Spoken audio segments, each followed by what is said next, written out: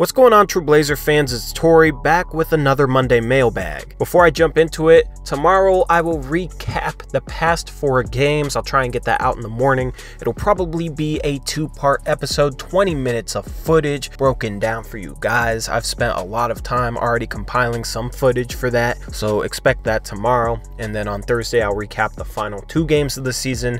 And Thursday through Saturday, we'll be looking at our playoff matchup, which is looking like it's going to be against the Utah Jazz. So now let's jump into your guys' questions from the past week. I've seen a few people asking me when I think Nurkic is going to return from injury, and I'm expecting sometime between November of next year and March of next year. If I had to pin it, I'd probably say the very beginning of February. I think they would try and bring him back a few games before the All-Star break if possible, and I think they do that just to kind of get him some reps, some conditioning, and then he'd have the All-Star break to kind of continue to work his way back. The timetable for those types of injuries are usually 8 months to a year or so. Paul George returned in 8 months, so that's why I said November. That is the most optimistic scenario in my opinion. Danny P says, what are some unpopular opinions you have about the team/organization in general?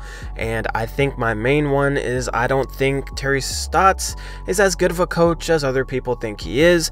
I think he's improved a lot this season on some of the deficiencies that I've always called him out for, but in the past couple games or so, I don't think he's coached good offense. I know Nurkic is out, but our offense has kind of regressed to being stagnant and ISO heavy. The ball movement and player movement seems to have somewhat evaporated. And guys like Jake Layman, who a month or 2 ago was moving like crazy off the ball, is now standing in the corner. Most Blazer fans love Terry Stotts, and I think the most unpopular opinion of mine is that I don't. Tyler Whitaker says, so we've talked about players we've needed, but I'd like to know what kind of player we're best looking for. I was thinking maybe a 3-and-D kind of guy like a Griffin, or maybe even bring Aldridge back. Thoughts? And I'm not a fan of trading anything of value for LaMarcus Aldridge. I think he hurts our defense, and he's always been against playing center. For Popovich, he's been doing so lately, but if he came back under Terry Stotts, who knows what kind of issues would be there. In my opinion, he'd be a good backup center a couple years from now. I don't expect us to pursue him. Maybe bring him back in a couple years to back up Nurkic. That might be a solid idea, but I don't really want us going after him anytime soon. If we're going to try and trade picks or something of value, it either needs to be to dump salary so we can retain some of our guys or sign a free agent this summer, or it needs to be for a legitimate star, and I don't think Aldridge is that. I'd rather get Blake Griffin. I love Blake Griffin. I've been talking about Blake Griffin constantly. That's the guy I think we should really try and pursue this summer, as I think Detroit might decide to blow it up, especially if they miss the postseason this year. Team Otaku UK says, mailbag question, if we could sign just one of these players, who would it be? Hood, Curry, or Cantor? And in my opinion, I think we should bring back Rodney Hood. I think he's exactly what we've needed in a 6th man off the bench, a lengthy wing, and I think he'll just continue to get better for us. Either that or Cantor, because we'll need a center with Nurkic out. That's a really tough question. In my opinion, I think the organization will probably try and bring back Cantor just because of what happened to Nurkic. BECB Thunder says, should the Blazers trade away Evan Turner for cap space and a good player like Kelly Oubre, or keep him?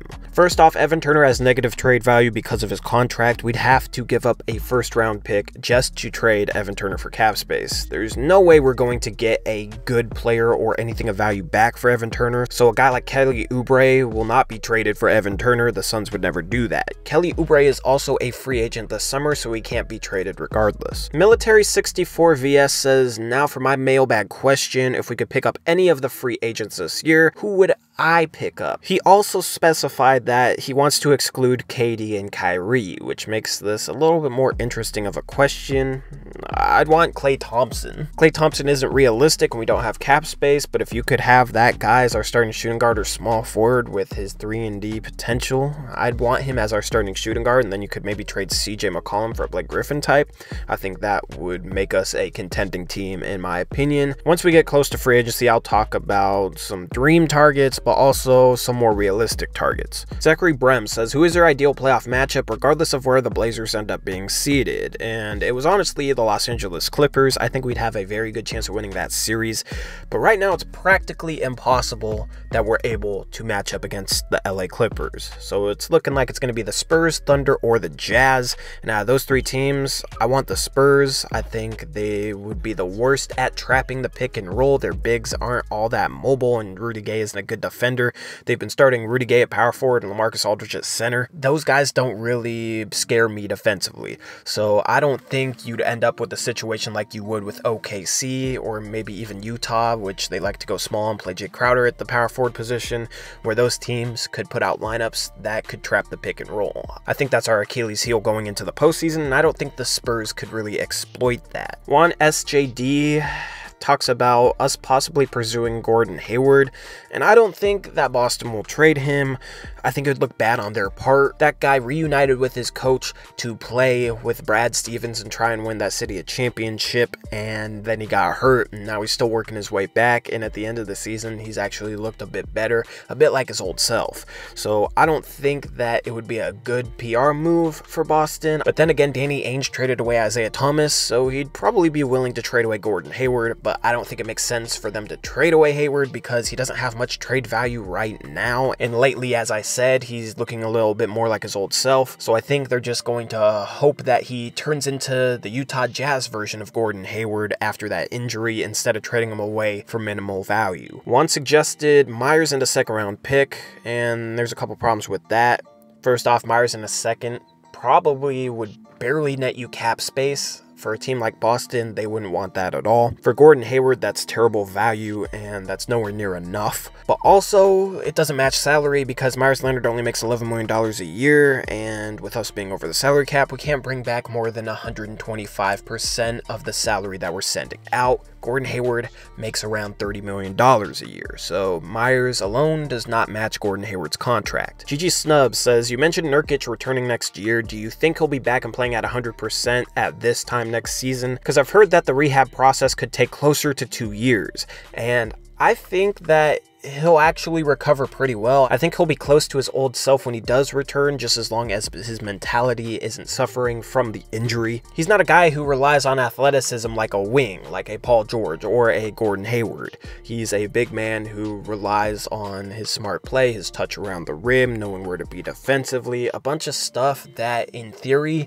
his leg injury shouldn't really affect. Now, he may be slower getting off the ground, so his rim protection might not be as good, but in terms of overall impact, I think it'll affect him less when he returns than it does for wing players. I do think by the postseason next year, he can end up being the Jusuf Nurkic that he was before the injury. Hopefully he's able to return sometime in January or February, so he's able to build towards that. Isaac Sandstorm says, do you think the Blazers will ever get the respect they deserve from the media? And no, I don't, unless they end up with some sort of super team or some sort of star player that they drafted like a LeBron James for Cleveland. In terms of the way the roster is constructed, we could even add Blake Griffin, and I don't think this team would get the respect it deserves. We're always slept on, and I always assume that it's going to be that way. So anyway, that's all your questions from the past week. In the next week, please leave a question down below, and I will try and answer it next Monday. Come back after our season finale on Wednesday and ask a question about our playoff matchup, and I will be willing to answer that. And with that, that's all I got for now. This has been Tori. I'll see you true Blazer fans later. Peace out.